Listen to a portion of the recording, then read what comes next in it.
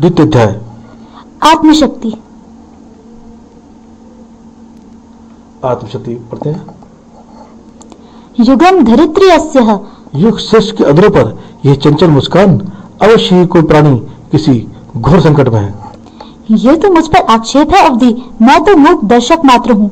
यदि इस ब्रह्मांड की कोई भी शय यह दावा करती है कि उससे बड़ी आत्मशक्ति ब्रह्मांड में दूसरी कोई नहीं, तो समय का प्रतिपालक होने के नाते मेरा यह दायित्व है कि मैं उसे अपनी बात सिद्ध करने का अवसर प्रदान करूं।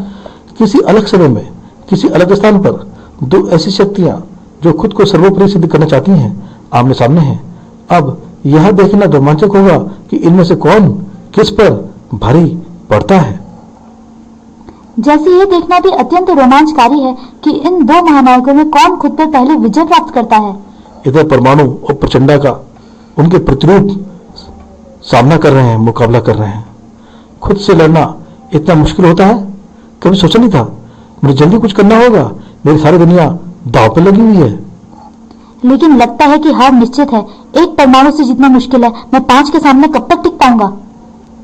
उधर प्रचंडा, जब तक इस जिस्म में जान का आखिरी कतरा है तब तक मैं अपने युग, अपने संसार, अपने साथियों का निराश नहीं करूंगा। ध्रुव ने मुझ पर विश्वास कर मुझे इस प्रतियोगिता में सबसे पहले उतारा है। मैं उसके इस विश्वास को टूटने नहीं दूंगा। टूटेगा, यह विश्वास भी तेरी हड्डियों के साथ ही टूटेगा, जैसे तेरी दोस्त नीलिमा का विश्वास टूटा था।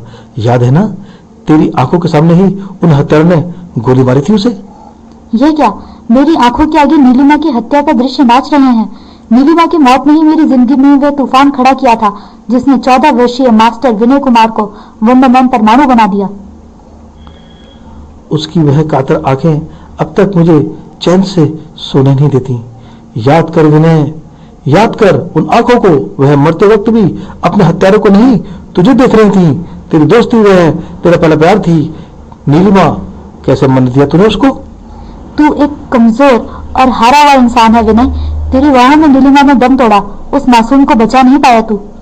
नहीं, यह सच नहीं है। मैंने नीलिमा के हत्यारे को सजा दी थी।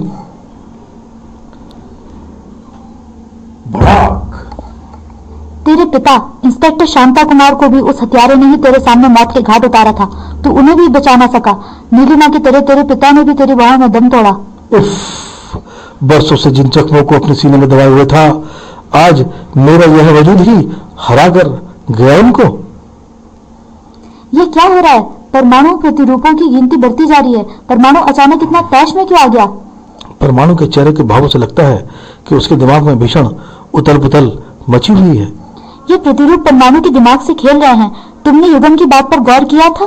जीतेगा वही जो जीतेगा अपने मन का अंतर्द्वंद। ये परमाणु के ही मनोभाव हैं जो कि उसके प्रतिरूपों के रूप में निकलकर उस पर हावी हो रहे हैं। ये परमाणु के हिडन इमोशंस को टारगेट कर रहे हैं। हम परमाणु को उसके कॉस्ट्यूम तक ही जानते हैं, लेकिन ये प्रतिरूप उस इंसान को जानते हैं जो इस कॉस्ट्यूम के पीछे है। ये प्रतिरूप उस इंसान के डर, उसकी कमजोरियों को जानते हैं और उन्हें ही ट्रिगर कर रहे हैं। ये परमाणु के अंतर मन की दमित भावनाओं को उसके सामने ला रहे हैं।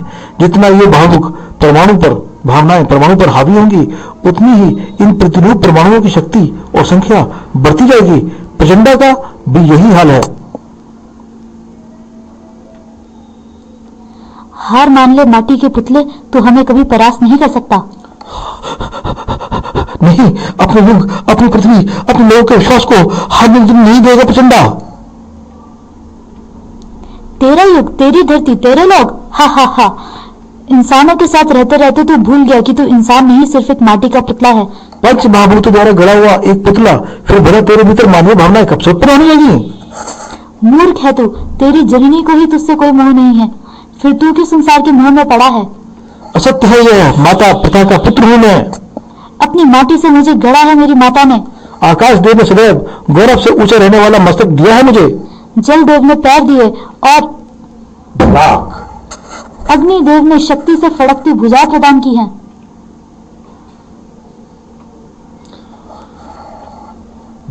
धार। कौन कहता है कि मेरा कोई अस्तित्व नहीं है? स्वयं वायुदेव ने प्राण फूके हैं मुझ में। पिता है वो मेरे।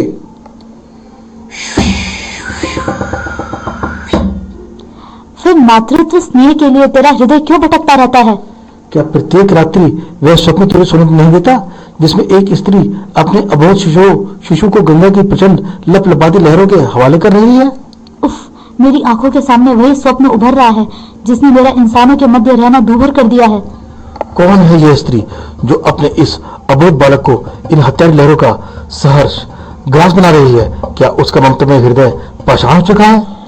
अपने संतान के प्राणों को आखिर किस पर न्यौछावर कर रही है ये?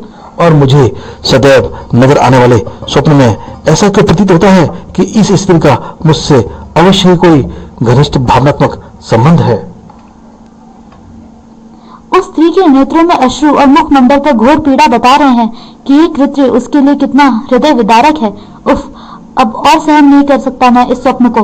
तुझे सहन करना होगा प्रचंडा, और तुझे ये भी स्वीकार करना होगा कि यही स्त्री ही तेरी जन्मी है, स्वयं ही जिसने स्वयं ही तेरे प्राण हर लिए। प्रचंडा पर प्रतिरूप प्रचंडा बुरी तरह हावी हो रहे हैं। परमाणु और प्रचंडा दोनों ही अपनी आंतरिक भावनाओं से जूझ रहे हैं। देखना यह है कि इनमें से कौन खुद पर पहले विजय प्राप्त करता है।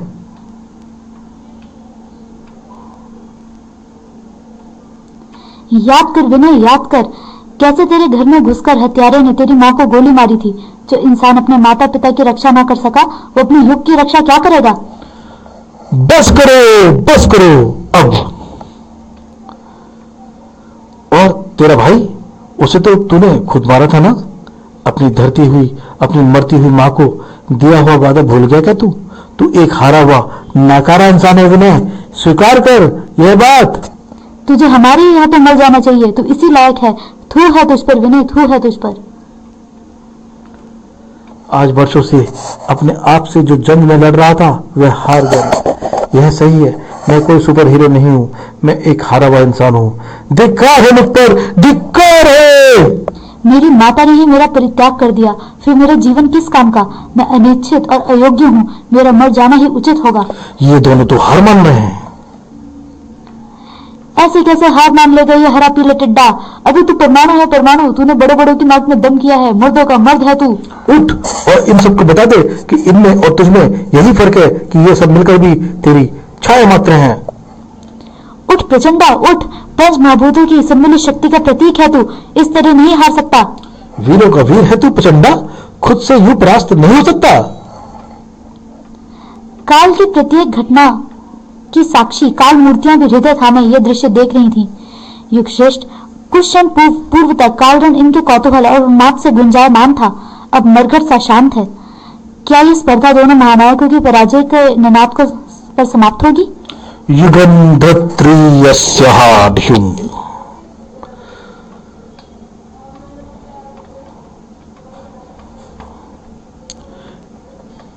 बड़ा ही रोचक मुकाबला चल रहा है परमाणु और प्रचंडा में।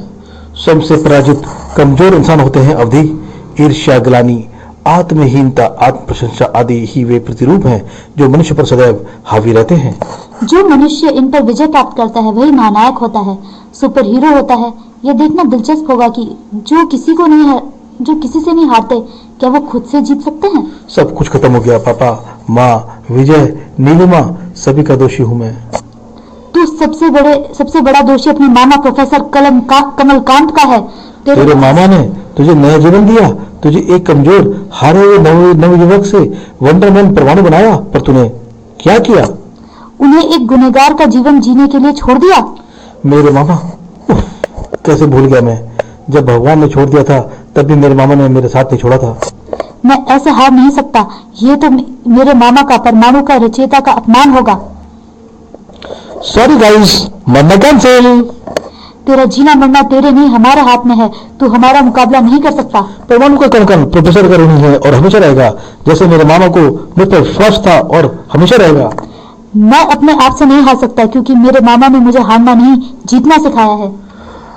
बम बूम बम, मैं खुद से जीतूंगा क्योंकि मुझे अपने मामों को वापस लाना है और उन्हें वापस परमाणु की जान बनाना है। अपने कानों में मुझे फिर से प्रोबॉट की मशीनी आवाज नहीं, प्रोफेसर की सच्चाई और विश्वास से गूंजती आवाज सुननी है। यह तो उठ खड़ा हुआ, क्योंकि ये वंडरमैन शक्ति परमाणु जैसा कोई नहीं हो सकता। 6416, 6417 ये गिनती कर रहे हैं डोगा वगैरह। मैं हारूंगा नहीं क्योंकि मुझे अपने प्रोफेसर को अपराध के गुमनाम अंधेरे से वापस लाना है, उनकी असली जगह पर, उनकी प्रयोगशाला में और मेरे दिल में। अलविदा दोस्तों, बड़ाम। और इसके साथ ही सर्वनायक प्रतियोगिता में प्रथम प्रतियोगिता के विजेता हैं वंडरमैन परमाणु। Hurray hurray hurray hurray hurray hurray, परमाणु परमाणु परमाणु परमाणु। ग्रेशियस विक्ट्री परमाणु। प्रचंडा का क्या हुआ? अपने अंतर्दम से तो प्रचंडा को भी जीतना पड़ेगा। पंच तत्वों की सम्मिलित शक्ति तेरी ही लीला समाप्त करने वाली है। तेरे पास तो कोई ऐसा भी नहीं है जिसे तू अपने अंतिम क्षणों में याद कर सके। मेरे जीवन के अंतिम क्षण, हाँ, कोई ऐसा नहीं है मेरे पास जिसे मैं याद कर सकूं। पर यह क्या? यह किसका अक्स उभर रहा है मेरे मस्तिष्क में? अलविदा मेरे पुत्र, तुझे गंगा की इन अविरल लहरों की गोद में सौंपा है मैंने। पवन देव के वायु हिंडोले और इन लहरों को दिशा देकर ले जाएंगे तुझे उस जगह जहां दूर डूबते क्षितिज पर सूरज की अग्नि का ताप संवारेगा तुझे। जब धरती तेरी कोपलों को शक्ति के विशाल दरख्त में ढालेगी और यह नभ तेरी सहनशीलता का सार होगा। हाँ, ये पंच महाभूत ऋणी है तेरी इस माँ के। एक दिन मेरा पुत्र वापस सौंपना है इन्हें, यही गंगा के इस तीर पर जहाँ अब भी तेरे शैशव की किलकारी लहरों के वेग से अधिक गुंजायमान है। यहाँ अब भी तेरी माँ खड़ी है तेरी प्रतीक्षा में। मेरा पुत्र, मेरा लाल आएगा, ये मेरा विश्वास है कि तू वापस आएगा। माँ, मेरे अंतिम समय में मेरी माता की इन भावनाओं के मुझ तक संप्रेषित होने का तो सिर्फ एक ही तात्पर्य हो सकता है कि बूम बूम। तुम सब गलत थे। मेरी माता मुझसे अगाध प्रेम करती हैं, वे मेरी प्रतीक्षा कर रही हैं। अपनी माता के पास जाना है मुझे, तुम सबसे नहीं हारूंगा मैं। बूम। अपने दल को पराजय का मुख दिखाने का दोषी हूं मैं। पराजय के मापदंड सबके लिए भिन्न होते हैं प्रचंडा। आपने स्वयं पर विजय प्राप्त की है। आप भी उतने ही उत्कृष्ट महानायक है जितने कि वंडरमैन परमाणु। जहां तक प्रतियोगिता का प्रश्न है, किसी एक को दूसरे से अग्रणी रहना ही था। मौके अभी और भी शेष हैं, प्रतीक्षा करें। अब आप दोनों अपने अपने दल कक्ष में लौटें। कमाल कर दिया वंडरमैन, आखिरकार तुमने ध्रुव के विश्वास को सही साबित कर दिया। मैं अपने शब्द वापस लेती हूँ। वाकई इस प्रतियोगिता को परमाणु के अतिरिक्त कोई नहीं जीत सकता था। वह सब तो ठीक है, पर ये डोगा और भेड़िया पसीने से तर क्यों है और हाफ क्यों रहे हैं? क्योंकि तुम्हारी अनुपस्थिति में ये दोनों भी पार्ट टाइम प्रतियोगिता चला रहे थे। और वो कौन सी प्रतियोगिता थी? दल बैठक कर रहे थे और गिनती गिन रहे थे ये। तुमने कहा था ध्रुव कि इस प्रतियोगिता के खत्म होने पर पता चल जाएगा कि तुमने चयन प्रतियोगिता में नागराज का ध्यान भंग कर उसे क्यों हरवाया। यह युगम बहुत ही चालाक है, कोई बात सीधी नहीं करता। इसने चयन प्रतियोगिता की बात इस तरह से हमारे सामने रखी कि हमें लगे कि जो पहले अपने प्रतिभागी चुनने का अधिकार जीतेगा, गेम में उसका पलड़ा भारी रहेगा। काल मूर्तियों ने हमें सभी सुपर हीरोज की पावर से अवगत कराया था। अगर हम हीरोज की पावर जानते हैं तो उनकी कमजोरियों का अंदाजा भी लगा सकते हैं। बस यही बात मुझे स्ट्राइक कर गई कि अगर हम पूर्व काल वालों को उनके प्रतिभागी पहले उतारने देते हैं तो हम उनके अगेंस्ट ऐसे प्रतिभागी भेज सकते हैं जिनकी शक्तियां उनकी शक्तियों की काट हों। जैसे प्रचंडा की पंच तत्व शक्तियों से वही जी सकता है जिसकी शक्तियां पंच तत्वों का आधार हो, यानी कि परमाणु। बस मैंने कोशिश करके चयन प्रतियोगिता में एक मानसिक व्यवधान डाला जिसे नागराज एक पल को ठिटका भोकाल में वो बाजी जीत ली। तरीके यार, यह तो हमने सोचा ही नहीं कि यह क्रिकेट मैच नहीं है कि टॉस जीतकर पहले बल्लेबाजी करने वाली टीम के जीतने के चांस ब्राइट होंगे। हमें पूर्वकाल वालों को कम नहीं आंकना चाहिए। अपने प्रतिभागी पहले उतारने के बावजूद वो जीतने की पूरी कुबत रखते हैं और इस हार के बाद तो वो जान लड़ा देंगे। देखने वाली बात यह है कि वे मैदान में अगला खिलाड़ी कौन सा उतारते हैं, बोलते हैं नागराज। अब समझ में आया मूर्खों की मैं अपने दल का बुरा नहीं बल्कि भला चाह रहा था, इसलिए भोकाल की पराजय की कामना कर रहा था। युगम की घुमावदार बातों के जाल में फंस गए थे यार हम, जिसका यह परिणाम है। युगम वही कर रहा है जो उसका कर्तव्य है। आप सबका स्नेह सर माथों पर। और मत भूलिए महानायकों की पंच महाभूत धारक प्रचंडा ने विजय प्राप्त करने हेतु अपना सर्वस्व दांव पर लगा दिया था। बेशक प्रचंडा बधाई का पात्र है, पूर्व काल का सम्मान है प्रचंडा। आप सबका स्नेह सर आंखों पर मित्रों। पूर्व काल के वीरों, अब समय हो चुका है कि आप अपने अगले प्रतिभागी के नाम की घोषणा करें। ओह, क्या कहते हो शुक्राल, किसे उतारा जाए मैदान में? तिलस्म देव को। ओह, पश्चात काल के महानायकों में किसी के पास भी तिलिस्मी शक्तियों की काट नहीं है। युगम, हम अगले प्रतिभागी के रूप में तिलस्म देव को उतार रहे हैं। पूर्वकाल वाले तिलिस्म देव को उतार रहे हैं, क्या कहते हो ध्रुव? तिलस्म देव की शख्सियत और शक्तियां दोनों ही काफी रहस्यमयी हैं। काल मूर्तियों ने तिलस्म देव की सबसे संक्षिप्त जानकारी दी थी, मतलब उनके बारे में कम ही जानकारी मिली है हमें। फिर भी मुझे लगता है कि तिलिस्मी शक्तियों के सामने दैवीय शक्ति ही टिक सकती है। आप लोग क्या कहते हैं साथियों? हम सभी ध्रुव से सहमत हैं। सर्वमय प्रतियोगिता का अगला चरण शुरू होने को है। पूर्व काल से तिलिस्म देव और पश्चात काल से देवी शक्ति अपनी प्रथम स्पर्धा के लिए पूर्णतः तैयार हैं। परंतु उससे पूर्व समय है आप सबको एक कथा सुनाने का। लीजिए, एक कथा सुनते हैं। भला ये समय की बर्बादी क्यों, सीधे प्रतियोगिता आरंभ क्यों नहीं करते? धैर्य रखे देवी शक्ति, इस कथा का औचित्य भी समझ में आ जाएगा। कथा आरंभ होती है। द्वापर युग में नागलोक के सम्राट नागदेव से अत्यंत पराक्रमी, बलशाली, तेजस्वी किंतु अहंकारी सम्राट नागदेव। नागदेव का हृदय शातुल्य नगरी के राजा शातुल्य की अभूतपूर्व सुंदरी कन्या राजकुमारी महक पर इस कदम मोहित हुआ कि वो राजकुमारी के स्वयंवर में जा पहुंचा। देवता, असुर, गंधर्व, मानव, पशु मानव, इस संसार के सर्वश्रेष्ठ व सब योग्य वर तुमसे विवाह करने को लालायित है पुत्री।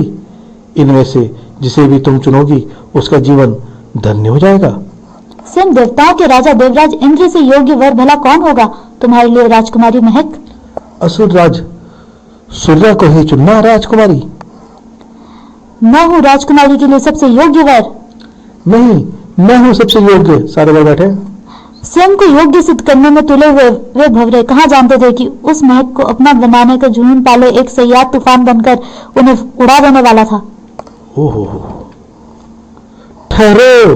देवता, गंधर्व, असुर, पशु मानव, जब सबको इस स्वयंवर में आमंत्रित किया गया था तो नागलोक सम्राट को निमंत्रण क्यों नहीं दिया गया? घोर अपमान है ये हमारा। और तुम्हारी पुत्री ये वरमाला नागलोक सम्राट नागदेव के गले में ही बनाएगी। आगे नागलोक सम्राट हथौड़ा ले गए हैं। राजा शातुल्य भगवान विष्णु का घोर उपासक था।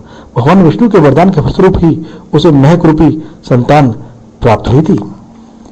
तुम्हें अभूतपूर्व सौंदर्य से परिपूर्ण पुत्री रत्न प्राप्त होगा राजन, परंतु स्मरण रहे तुम्हारी कन्या से उसकी इच्छा के विरुद्ध विवाह करने वाला जीवित नहीं रहेगा, और जिसे तुम्हारी कन्या प्रेम करेगी जब तक उस व्यक्ति से उसका मिलन नहीं होगा तुम्हारी कन्या प्रत्येक युग में अपने अपूर्ण प्रेमी के लिए जन्म लेती रहेगी।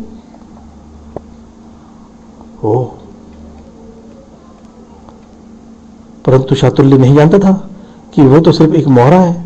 समय की बिसात पर स्वयं त्रिदेव द्वारा चला गया एक मोहरा। भगवान विष्णु ने लीला कुछ ऐसी दिखाई कि शातुल्य स्वयंवर में नागदेव को आमंत्रित करना भूल गया, और फिर नारद मुनि ने नागदेव को इस स्वयंवर के बारे में भड़का दिया था, और नतीजतन ब्रह्मा से अमृत में प्राप्त नागदेव के कोप का भजन स्वयंवर में उपस्थित सभी वीरों को बनना पड़ा। तेरा यह दुस्साहस कि तू देवराज इंद्र के होते हुए उसकी होने वाली भार्या को भयभीत करने का प्रयास करे। लो भाई, देवराज इंद्र को क्रोध आ गया। मृत्यु को न ललकारो मूर्खों, मेरे समक्ष तुम्हारी अवस्था सिंह के समक्ष सियार के समान है। संपूर्ण ब्रह्मांड के वीर जिससे जीत नहीं पाते, अक्सर ऐसे महारथी किसी के प्रेम में अपना सर्वस्व हार बैठते हैं। नागदेव के साथ भी यही हुआ। देवताओं और असुरों को तो धरा की धूल चटा दी, पर महक के हृदय की कठोर धरती पर अपने प्रेम की पुष्प खिलाने की कला उन्हें नहीं आती थी। मेरे पिता का अपमान करके मुझे मेरे स्वयंवर से हर कर लाया है, तो नीच और मुझसे विवाह प्रस्ताव रख रहा है। घृणा करते हैं हम तुझसे। तुम केवल और केवल मेरी हो राजकुमारी। मेरे प्रेम की गहराई का एहसास तुम्हें आज भले ही ना हो, परंतु एक दिन अवश्य होगा। भयभीत ना होना, हमारा प्रेम उद्दंड सही परंतु अपवित्र नहीं है। जब तक तुम स्वयं हमसे विवाह करने के लिए अपनी स्वीकृति नहीं देती, तुम्हें स्पर्श भी नहीं करेंगे हम। प्रेम यदि सच्चा हो तो प्यार करने वाले उसे पाने के लिए भगवान से भी लड़ बैठते हैं। नागदेव का प्रेम भी सच्चा था। शेषनाग और स्वयं भगवान विष्णु से टकरा गया था वह। हट छोड़ दो नाग सम्राट नागदेव, राजकुमारी महक तुम्हारी कदापि नहीं हो सकती। महक तो मेरे रोम रोम में बसी हुई है शेषनाग, जिसे तेरे स्वामी विष्णु भी मुझसे पृथक नहीं कर सकते। भगवान विष्णु पर नागदेव की शक्तियों का जोर नहीं चला तो प्रेम पर भी भगवान का जोर नहीं चलता। नागदेव को उसका प्यार नहीं दे सकते थे तो श्राप दे दिया भगवान विष्णु ने। हम तुम्हें श्राप देकर नागलोक से निष्कासित करते हैं नागदेव। तुम्हारी समस्त नाग शक्तियां इसी क्षण लोप हो जाएंगी।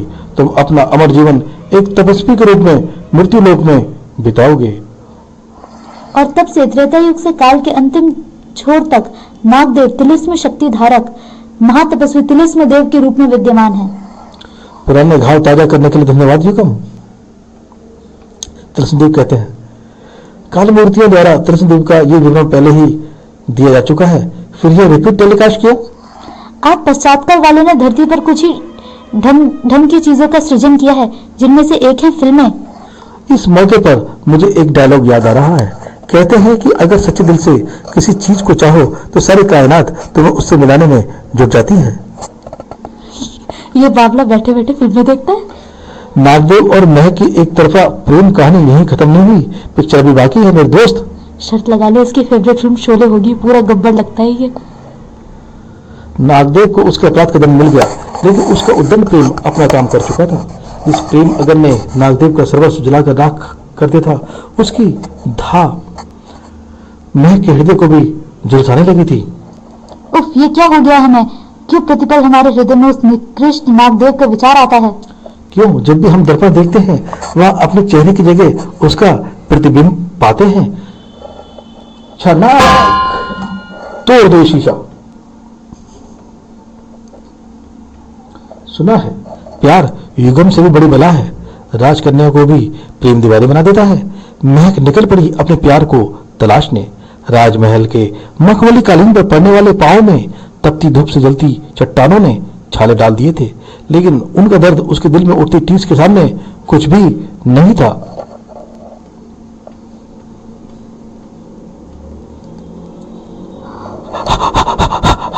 हम जानते हैं कि आप हमें जानबूझकर तड़पा रहे हैं। आप यही हैं, हमारे हृदय तक अपनी धड़कनें, आपकी धड़कनें पहुंच रही हैं।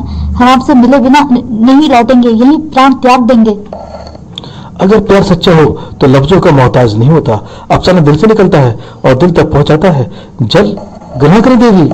स्वयं को यह प्रताड़ना आखिर क्यों दे रही हैं? लेकिन प्यार सच्चा हो तो दो दिन मिल जाएं, ऐसा हमेशा नहीं होता। यह प्रताड़ना नहीं, प्रायश्चित है नाथ। आपके प्रेम को न समझ पाने, आपको ठुकराने और इस दिशा में पहुंचाने का प्रायश्चित। आपका हरण करके आपकी मर्यादा को ठेस पहुंचाई थी हमने, अपराध किया था। हम स्वेच्छा से उसका प्रायश्चित कर रहे हैं देवी। जिसे तलाशती आप यहाँ आई हैं, उस नागदेव का अस्तित्व समाप्त हो चुका है। अगर आपने ठुकरा दिया तो अस्तित्व हमारा समाप्त हो जाएगा नाथ। आपको प्रजापति ब्रह्मा से अमृत का प्रदान प्राप्त है। यदि आप हमारी इच्छा के विरुद्ध बलपूर्वक हमसे विवाह करते तो भी आपको हानि नहीं होती, किंतु आपने हमारी मर्यादा का मान रखा, स्पर्श तक न किया हमें। हम ही आपके प्रेम को समझ नहीं पाए, क्षमा कर दीजिए हमें। तपस्वी का कर्म, धर्म, प्रेम सब कुछ उसका तप होता है देवी। सांसारिक मोह, माया, प्रेम, प्रणय का परित्याग कर चुके हैं हम आपका प्रेम कदापि स्वीकार नहीं कर सकते। लौट जाइए। कुछ प्रेम कहानियों की तकदीर में अनंत काल तक अधूरा ही रह जाना लिखा होता है। नागदेव और राजकुमारी महक की प्रेम कहानी भी शायद समय में अधूरी रहने के लिए ही लिखी थी। तिलिस्मदेव महक का प्रेम प्रस्ताव स्वीकार नहीं कर सकता था और महक तिलिस्मदेव के अलावा किसी और को अपने वर के रूप में स्वीकार नहीं कर सकती थी। न तिलिस्मदेव का तप पिघला, न महक का प्रेम पीछे घटा। अपने नागदेव की प्रतीक्षा में महक ने प्राण त्याग दिए। और तब से हर समय काल में महक अलग अलग रूप में, अलग अलग नाम से जन्म लेती रहती है। आज भी उसका प्रेम अधूरा है। यह अलग बात है कि अपने पुनर्जन्म में भी वो नागदेव को भूल चुकी है, लेकिन उसका प्रेम नागदेव को नहीं भूला है।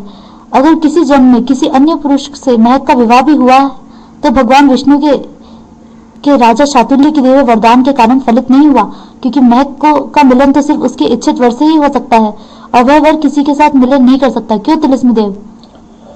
कर्तव्य से ऊपर तिलिस्मदेव के लिए कुछ भी नहीं है।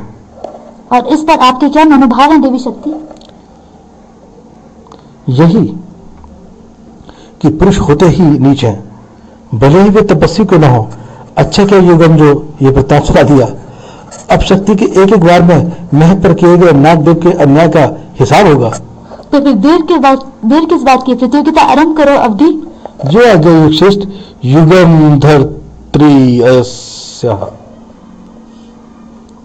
यह अनंत अंतरिक्ष आपका रण क्षेत्र है।